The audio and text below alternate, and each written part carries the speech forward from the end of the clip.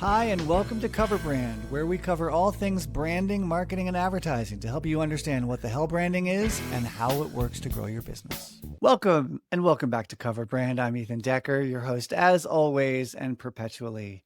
Today, I'm very excited to have John James on the show. John is from Australia, or at least he lives there currently.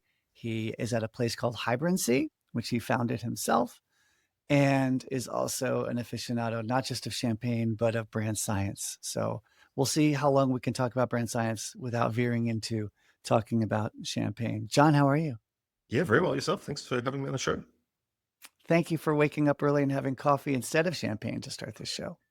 It's a bit of a change. A bit early for champagne. Yeah. Yeah.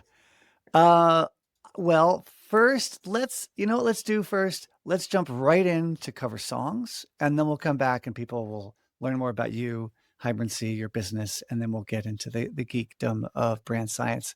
Because today is a different episode of Cover Brand. It's an episode of Shop Talk, where I bring in someone else who is deep in the world of marketing, who understands brand science at least a little bit, and in this case, quite a bit with John.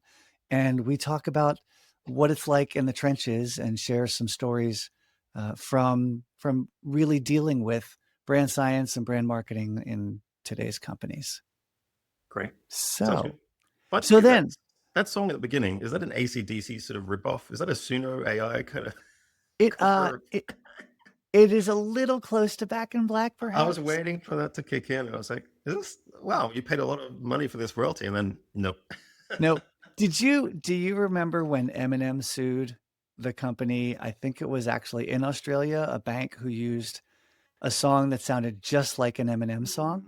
I don't, And in not familiar. fact, Eminem sued. He's like, that's copyright infringement. You stole my beat. And in fact, the smoking gun was that the track name was called Eminem-esque.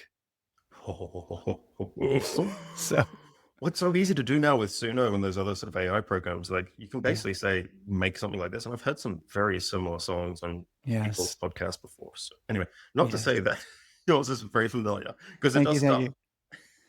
But let's talk about cover songs. I always ask guests to bring on a cover song to talk about cover songs because I think it's fun. It has almost nothing to do with cover brand science or whatever, but it's fun. So you brought a cover song with you. What did you bring, John?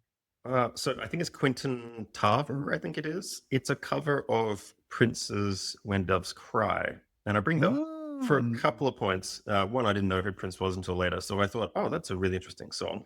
And then many years later, I listened to the original. I was like, wow, it's not even similar, but I get it wait, because you the did lyrics are the not same. know that When Doves Cry was a Prince song? I wasn't a Prince person. I was a bit too young for that era, but like 90s is back right now. Might have to wait a bit later for 80s to sort of rehash again. But Indeed. yeah, the interesting sort of Australian connection. So Baz Luhrmann was the director on that film, Romeo and Juliet, which is a So wait, 90s wait, film. wait. So what you're saying is Quentin Tarver did a cover of When Doves Cry for the Romeo and Juliet soundtrack? Correct. And Yes. that's the Romeo and Juliet with what, Leonardo DiCaprio? Yes. Okay, Yes. that's an old one. Yeah, it is. But it's an Aussie director, so Baz Luhrmann, very famous. That Oh, was his kind of okay. breakout US hit, actually. And it's funny because all the prose is from the books as well, but he's modernized it in this sort of LA Yes. setting, which is very interesting. And the soundtrack to that movie is excellent. And it Nice. obviously stars Leonardo DiCaprio, this very small time sort of theater actor you may be familiar with.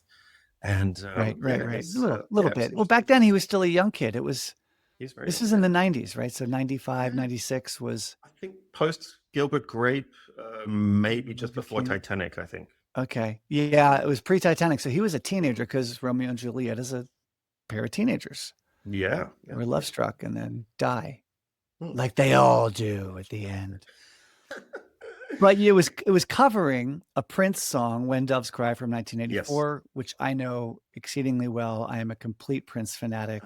Very I saw him nice. several times live, which is a blessing. I have Hmm. his entire catalog on Ooh, CD, high there you go. definition CD. Very And interesting, yeah, quirky kind of musician, but obviously wrote a lot of his own material. Respect for that. Prince wrote 99% of his own material, and in fact, he wrote material for other people as well. Yeah, How prolific he was. very Uh, famous songs too. Yeah, super super big, super famous. But then the cover you have is I'm not familiar with it, so I'm gonna have to go listen to that after this. Mm. Quindon Tarver. Yeah, Right. it's the scene. If I consider a few, it's a church scene, and there's this sort of moment of sort of deep thought, and it's this sort of church choir. I think the Quentin Tarver is like young at this time, so it's kind of like one of those Okay. boys' choirs. But it's Oh, just so different, to like a rock or sort of funky kind of post yeah. Motown era rock track. So that's why I That thought it well, was interesting. yes, and Prince was famous for blending. He Mm, intentionally put, disco beats behind electric guitars. He is, famously one of the best guitarists ever. I mean, mm, he definitely ranks up there with Jimi Hendrix and Eric Clapton for sure. So he knows rock, he knows guitar, but he wanted to blend it with funk and yeah. R&B and disco. And he even chose his bandmates so that he couldn't be pigeonholed. Uh, Mm, so for instance, in terms of the debate of other categories, he tried to defy categories even in his band and have black folks and white folks, men and women in the band, yeah. Yeah. so Yeah. that it couldn't just be, oh, this is just R&B. This is going to play on the black radio stations. Yeah, it's true, actually, and he's very careful about giving permission for his song use. Number one, and even Mhm. worse, covers. So for him to give permission to Yeah. something like this, like he must have had a connection or very much Yeah. gelled with what was happening creatively at that movie. So Well, it's, I mean, as you set it up, it sounds like it was, it itself was kind of a genre blending thing. Let's take Romeo and yeah, Juliet, classic Shakespeare, definitely and was. put it into a very modern, hip setting. LA 90s with original prose. It's bizarre, but That sounds funnily like enough, Prince. because we can't understand Elizabethan English, or it's very difficult. And then it had these kind of young teenagers set in LA, and it was popular in America, and yet you can't really understand what's being said, but you get what's going on through Right. the rest of filmmaking. So I think Right. that's a good sign. Right. Anyway, Yeah. enough about that. Enough about that. Well, let's put that on the, I'll put it on the Cover Brand Covers playlist on Spotify. I've got a playlist of every cover song mentioned on the show. It's a really fun listen. Mm, And, Quentin Tarver's cover of When Doves Cry from the Romeo and Juliet soundtrack from mm, '95. Well mm. done. Well played, John. Well played. Okay, we'll be back right after these messages. This episode of Cover Brand is brought to you by Awareness Water, the beverage you only notice once you've already bought it 6 times. Crisp, forgettable, everywhere. Look, it's in your hand right now. Here at Applied Brand Science, we keep our brains stocked with it all the time. Awareness Water. Stay hydrated, stay top of mind. Now, welcome back to Cover Brand. I'm Ethan Decker. I've got John James from Hybrancy with me. John, let's tell the folks a little bit about what you do and what Hybrancy is. Yeah, great. So my specialty is commercial strategy, or commercialization strategy, however you want to call it. So a lot of that is just about pushing the bottom line of the company forward. So generally, that's valuation or revenue and profit sort of targets, if I want to be simplistic. But a lot Mhm. of it also is about taking businesses from one stage and breaking out of that cycle into the next phase, which is generally market expansion or product development as well. So very heavy in that, and Mhm. whatever works works and whatever doesn't. So I'm always testing theory and practical application. I Mhm. mostly do this for like mid-sized firms, so privately owned businesses around that 5 to 100 mil ARR sort of size. So I wouldn't say corporate, even though I do a bit of that work. It's Mhm. mostly that sort of middle phase of the business life, and yeah, Okay. startups and professional services, but generally only service businesses.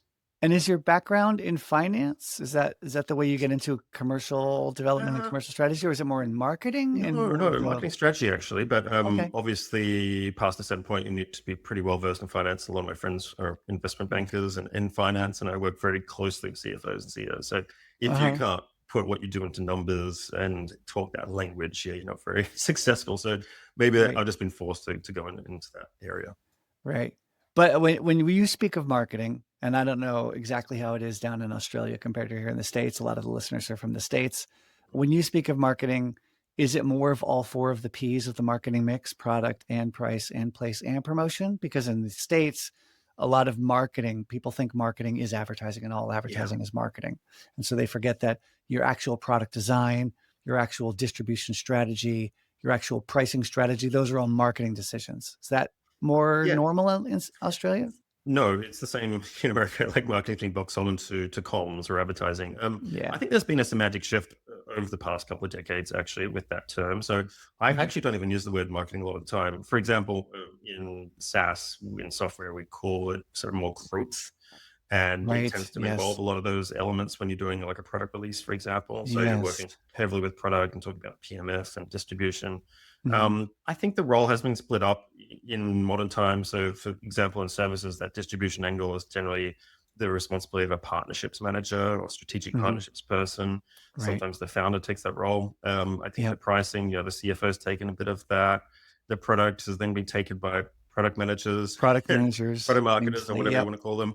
Yep. So then that leaves, columns to the marketing department. But yeah, Right. when you try to push a company forward, it is like a complex system of many different moving parts. So you're kind of trying to Mhm. build this engine, and everything plays into one another, and there needs to be cohesion between all those things Mhm. for it to be a consistent brand experience that actually people purchase and come back for. So yeah, you can't just look at advertising.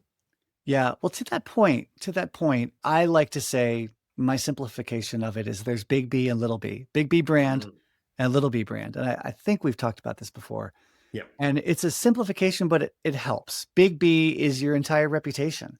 And as you said, everything can increase your brand reputation or decrease your brand value, whether it's your call center, your packaging, the yep. cleanliness of your bathrooms, whatever that is. And then there's little b brand, which is your logo and your fonts and your colors and your mascot and your Actually, I jam. actually took that concept and created big M marketing, little M marketing. So a Oh, lot of people talk about little M marketing. I've got something I'll have to show it to you, but yeah, I I think little love M that. marketing is the comm side of things, the visual design, the creative production side of things, like That's everything that most people you say is marketing, and then the big that M is marketing is all that other stuff.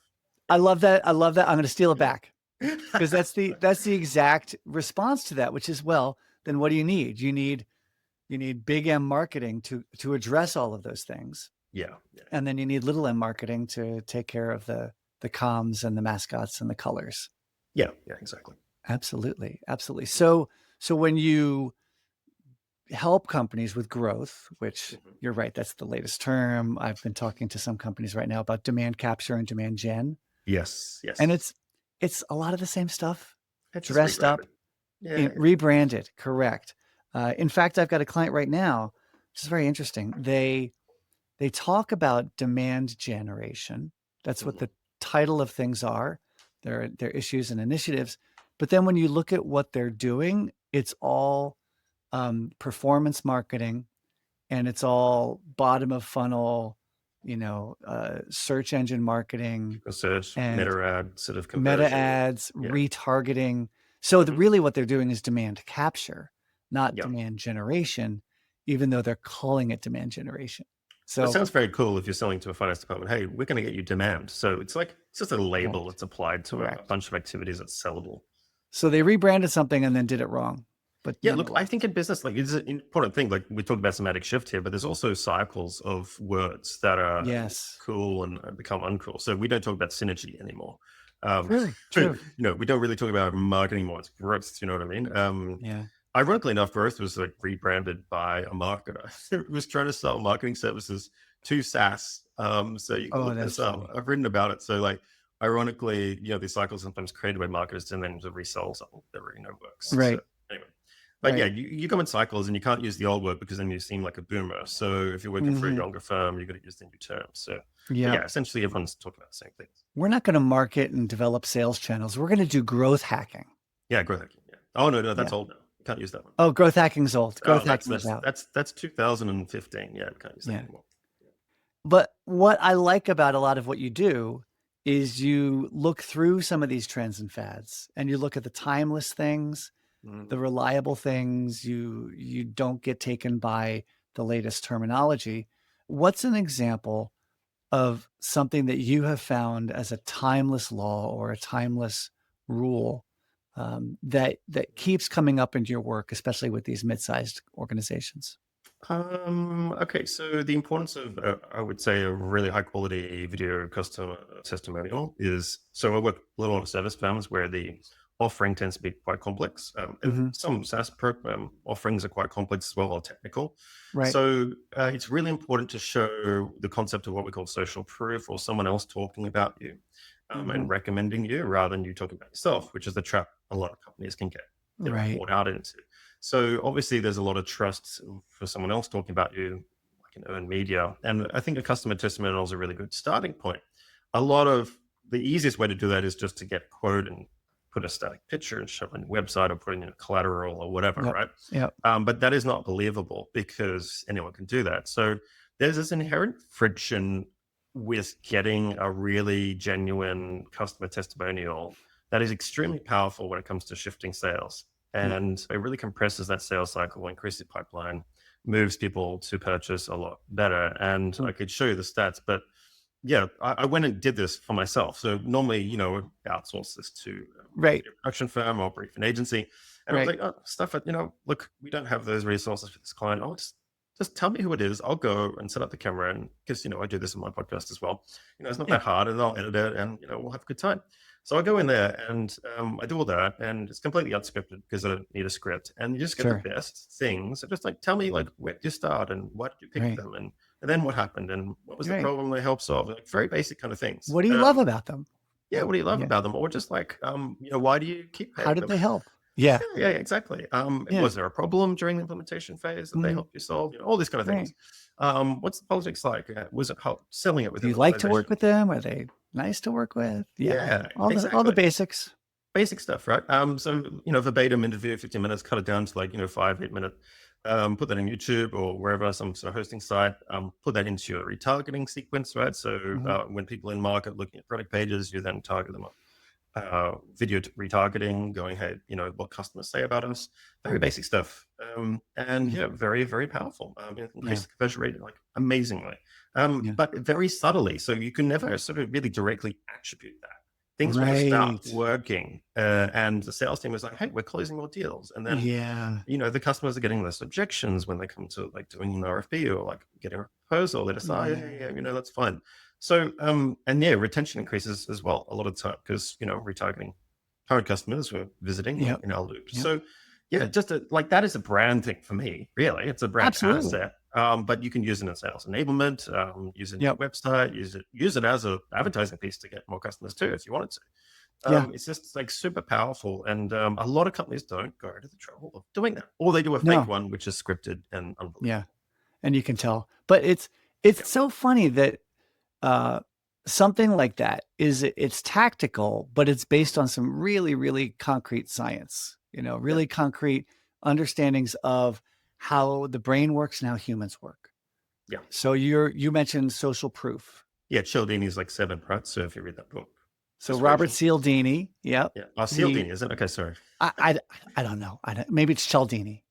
Well, Cialdini? you'd have if it was Cialdini? 2 C's, it would be. I don't know. It really depends on Italian. Like you I don't say, know either. you But say, I'm pretty sure he's just an American. yeah, okay, okay, yeah, So we don't it's, call it Paris, we call it Paris. yeah, okay. But Robert something, but I would say Cialdini Cialdini. wrote this book called Persuasion. And one of his principles is this concept of social proof. It's not, he didn't invent the concept, but nonetheless, he said it was one of the most important. Yeah, And it is the principle that we want to look to others for social proof. That's what it's called, that something is good. mm. Because, and this goes back even to a deeper theory we'll get to in a sec, is that we copy each other. The berries with the chimps eating berries. Yeah. Yes, If chips another in the chimp ate the berries. berry and they didn't get poisoned and died, then we can eat the berries. It's a Right. And very primal it's concept. very primal. And it's how we Yeah. learn from our parents when we're little Mm, babies. Oh, they're eating something, I do that. It's how we learn what to do when you go to the opera for the first time. mm, If you've never been to the opera, you look around at everyone else to see what they're doing. Or when you go, an example for me is when I go to a church of a very different denomination. mhm. And you're like, I've never been to this kind of church. What do I do? Oh, I stand up and now I sit down. Now I read this page. Now I sing. I don't sing. I sing. I don't sing. You mime. You Because you mime. don't You know. do a lot of miming. Yeah. It's I do true. a lot of It's miming. true. Yeah. I mean, not quite this kind of miming, uh, but that notion that Yeah. we copy to learn, and then we look at others for proof of something. But I think even deeper than that, the central principle is like everyone is, and I think this is what people get wrong with advertising is that everyone immediately distrusts whatever you're trying to sell because it's in your interest to sell it to them, right? Sure. So you Yep. can say we're the highest quality, the best, we can do this, we can solve your Yep. problem, whatever. But like you're not going to say that. You're not going to Right. say, oh, we don't solve your problem or we Right. have We're going to low boast. quality. So it's all assumed, right? And Yep. it's therefore discounted in terms of its persuasiveness to a prospective Yes. customer. Whereas if a friend comes to you and goes, "Hey, I use this brand, whatever, they're really good, whatever." You go, Mhm. "Oh, okay, great, I'll get that one as well if I'm in market for it." So it's so much Mhm. easier, like that word of mouth effect or whatever you want to call it, Word of right? mouth, which gets to trusting Mhm. the brand. Yeah. Right. So the social proof, it does two things in that regard then. One of them is that notion of we just flat out copy. Hmm. If you know that 75% of banks utilize this software to secure your transactions, then okay, that's a lot of banks doing that. That's probably a Yeah. good bet. I'll Yeah. copy it. It's a low So we have risk purchase. Yeah. it reduces the risks. But then the other one is that notion that you want to trust the company that's pitching you as well. Mm. And you're trying to gauge whether to trust that company that's pitching you.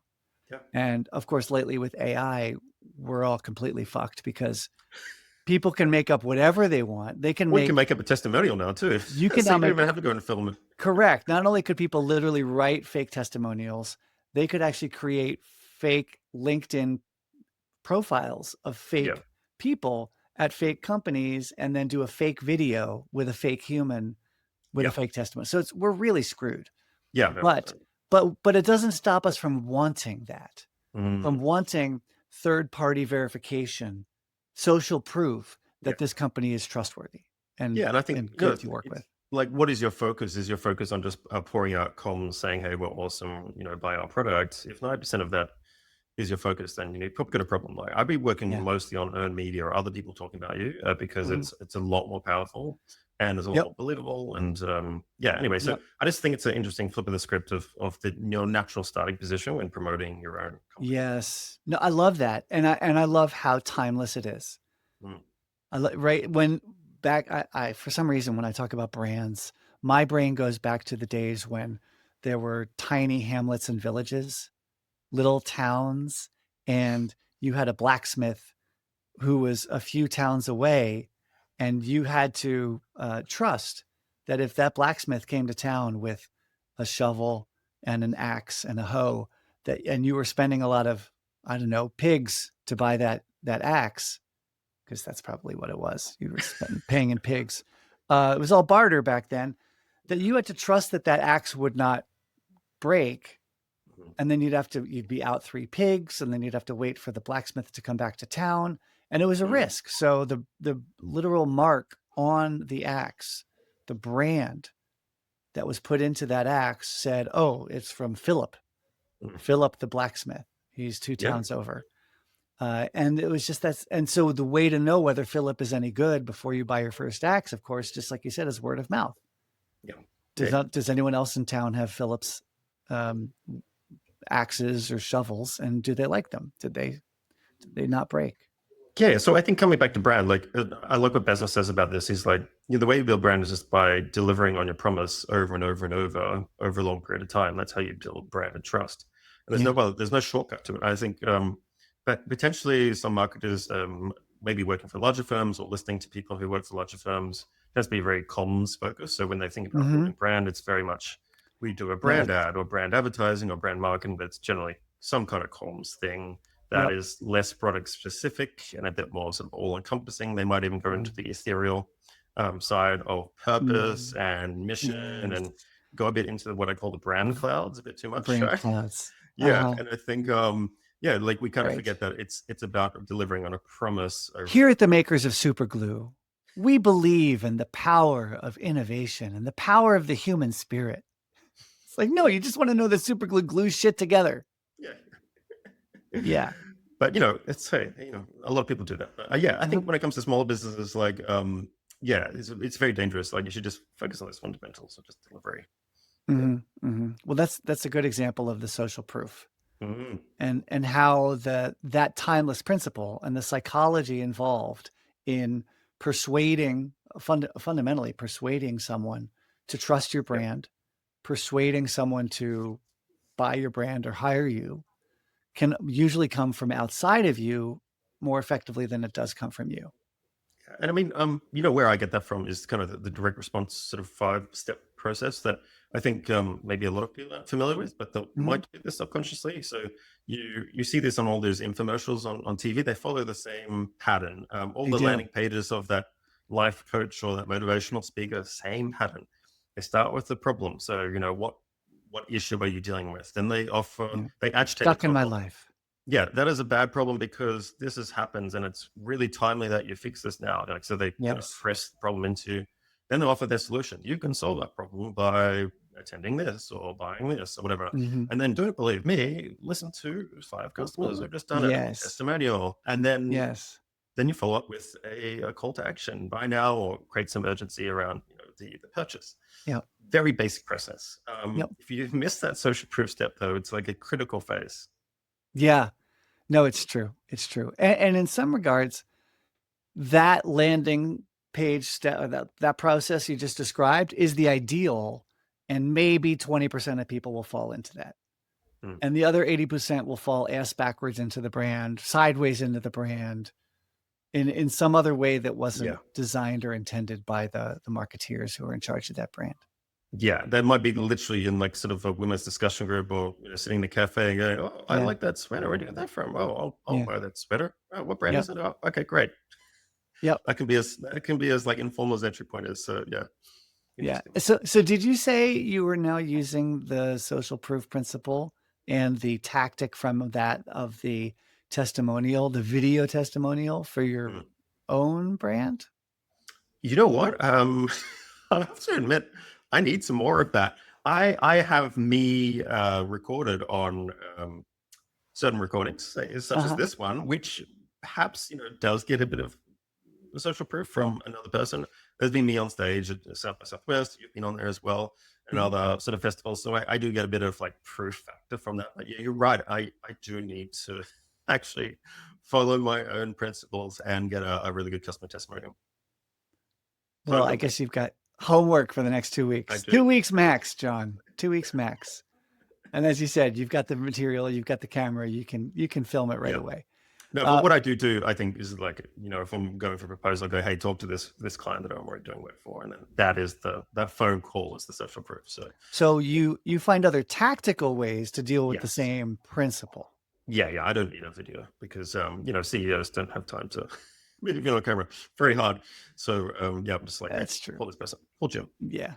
But that's also even that is an interesting point that I think sometimes gets lost on people is they get so focused on the tactic. Mm, They say, "Oh, we need a video of social proof." John said it. I just listened to Ethan's podcast.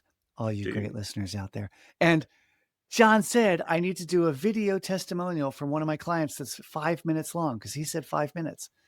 And what I think we need to what I like to try and impress upon people is that the principles are the same. Gravity's the same, Mm, but the way you address it and deal with it when you want to create an airplane or a spacecraft or a helicopter or a blimp yeah, can be varied, but you still have to address the same principles. yeah. The format will change and the way you execute it will change, Correct. but the principle remains the same. Which is why like TikTok and the rise of social has been maddening for me, where I look at these universals and these timeless things because everyone's like, "Oh, TikTok's changed everything. Nothing's the same. Everyone behaves differently." And then lo and behold, TikTok reinvents all the same shit we've had for decades on TV and on radio and in newspapers, right? Yeah, yeah. You don't see Yeah. many people dancing to music tracks anymore, do you? Isn't that funny? Yeah, Mm, they're how it started. trends and fads, and then Mm, the other one I love is, someone said, "Congratulations to Mr. Beast." You know Mr. Beast, right? yes. Yes. He's this big influencer, and he gives tons of money away to people, and some of it's just out of charity, and some of it's out of fun. "Congratulations, Mr. Beast. You have rediscovered the game show," Yeah, basically. Yeah. which is what it Japanese game is. show. Yeah. Yeah, yes, it's the extreme game show. Mhm, In fact, Saturday Night Live just did a parody of that this weekend, in fact, mhm. where it was just the silly things you have to do to win. Oh, to marry Mr. Beast, I think it was. They were going to get married, and every time his fiance said something, he set it up like a challenge. If you do that, I'll give you $350,000 if you eat the entire Maserati. um, It's so funny. yeah, Anyway, but yeah, you're right. he's reinvented the game show for the Yeah, yeah, modern era. And reinvention is important, being timely is important. So you do need to do that, but I think that the principle is timeless of mm, social proof in this case, and that you find other ways to provide social proof to your prospects. yeah. Maybe you will eventually get a video testimonial to go on your website. Do you have quotes on your website currently though? No, oh yeah, I do. But see, this is the thing. It's really hard, and this is why it works so well in professional services, especially in my niche. People don't want others people to know that they're using me or disclose that they've done Ah, work right. because yeah, they will kind of want to keep a secret in a way. Mhm. So it is actually really hard. So I That's do funny. empathize with people if they get friction, but I think if you can overcome that, that's why it's so effective. Yeah. No, I have I've gotten a lot of the I have taken to heart this principle as well, and I've littered my website, which I just redesigned with a bunch of Ah, quotes. okay, And oh, then nice. same thing with my creds. My creds often leads with quotes instead of Yeah, yeah, facts. So that you hear someone say, "Oh, Ethan Decker was so this. We got so much out of applied brain science. They did yeah, this." Da, da, da, da, da. yeah, yeah. Yep, yep. And then they want to know that it's someone like them as well. Yeah, likability, I think is another principle. Hmm. Very, very interesting concept. Yeah, I think that comes into services quite a bit. So, like a firm I'm doing some work with here, the problem really is the sales team's unlikable. So the Oh. first port of contact a lot of prospects have is just, yeah, talk too much about the product and the technical aspects of it, rather than just Hmm. being a nice person that people want to be around. And Yeah. it's fun and whatever. So we're trying to change that a bit and use an event strategy for that to Uh-huh. compensate for that. So Okay. here's some, Because you can't change out your sales team, is that why? yes, unfortunately, You're stuck with those unlikable people. yeah, so Yeah. I'm always like, okay, we've got a problem here. What's the workaround? So I'm always thinking Yeah. of a plan B. Best way to substitute that is then to just hire likable people that are in Mhm. our orbit or go to likable places, so we Mhm. seem more likable. Yeah. And so yeah, compensating that with an event strategy where current clients and prospect clients can meet up and chat, and then they sell each other, right? They Mhm. Mhm. network. So what's the benefit of them in networking? Yep. The current client is then selling the prospect, hey, that these are really cool people and they're hanging out and they're doing a good job. So we kind of even don't even need the salespeople, but they're there anyway. Right. So yeah, that's another way you can be more likable. Is just Yeah. yeah, like your tone, like even on things like this and on stage, you'll know it's not what you say, it's how you say it that people respond Absolutely. to. So I'm always cautious of Absolutely. getting too far down the weeds with all of this stuff. Yeah. No, no, it is a hard lesson, especially for those that love facts. Yes. It's an easy lesson for those that love people. Hmm. And you see the difference instantly when you deal with salespeople on either ends of those spectrums. Yeah. So, for instance, I did a call recently with a new client, but it was one of those stakeholder interviews where I talked to one of the other senior people in the company, and I kind of had to win them over. And frankly, I it was a 30-minute call, and I really didn't care about how much of the subject matter we got to. Hmm. Hmm. I've learned my lesson, and I've realized what matters most is that they get off that call feeling good about me coming in and maybe messing with their company. Exactly. Because that's a Yeah. big deal. That's a big fucking deal. Yeah. So I want people to like the look forward to working with me as opposed to dread working Hmm. with me. Hmm. And there are a variety of reasons that people would like that. Some of it is, are you going to do what you say? Can I trust you? Are you going to be effective? But also, do I just like you at all?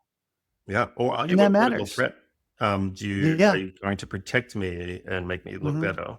Or no? I think that's the Yep. thing that in B2B you need to be very careful of. So sometimes by doing your Yes. job really better, ironically, you show other people for being maybe less competent than they would otherwise be. Yes. And very, Yes. very important to know that you're protecting all the stakeholders in a project Mhm. and their reputations. But it's a good It's a good thing to remind people. Sometimes I remind my kids too. Like when an employer has a choice between two employees, who to promote or who to keep or whatever the question. If there's a choice between them, who does the employer want to keep? The person that's likable or the person that's not? Mhm. The person that's productive or the person that's not? And then what do you do if you have a really productive asshole or someone who's really likable but is totally unproductive? Those become difficult.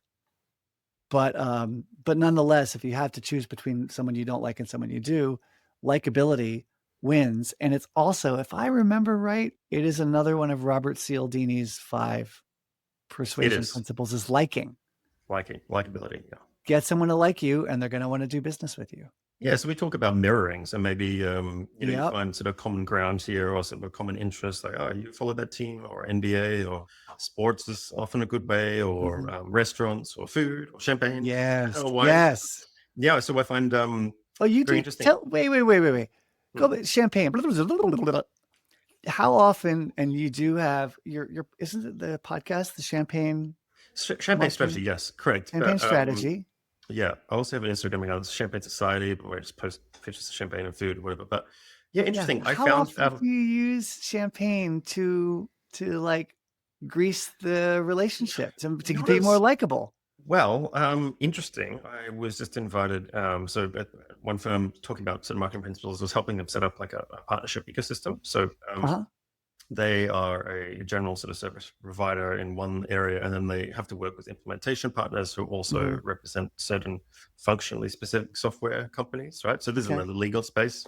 Doesn't really matter. Anyway, there's this brand, and we're sort of helping build out those connections and be part of their partner program Uh-huh. officially, and sort of co-sell and mingle, and those leads go there, and they send us leads, that kind of thing. Right. Recently was invited to their partner lunch. So, and previous to that, I connected with the two principals in Australia, and so we go to this partner lunch. The CEO from Toronto was flown out with the executive team from New York as well, and so we're at this lunch and we're just all chatting. And the first thing they asked me is like, "Oh, so champagne? Yeah, so you're recommending me this one, and I tried it. It was really good." Blah blah blah. Blah. We didn't talk about anything about law or software Oh or my God.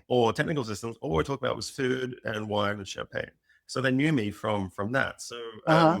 it's a really good way of maybe sort of breaking some ice and appearing more likable and interesting than just talking about law and Than just software, which is talking about law. So really not true. really not Now, interesting. and who knows, at some point, maybe it does lead to business or it doesn't. There are about 100 other factors involved. But that Mhm. notion that they were so excited to talk champagne with you Yeah, yeah, yeah, yeah. and that they wanted to talk to you, that's a win already as a person selling in services to Yeah, and now we're certain. just invited to their Christmas party in Sydney. So I'm like, oh, should I fly down just to go to Right, a free right. lunch? And they're like, oh, we'll have champagne. I'm No, like, oh, so tempting. no, that's great.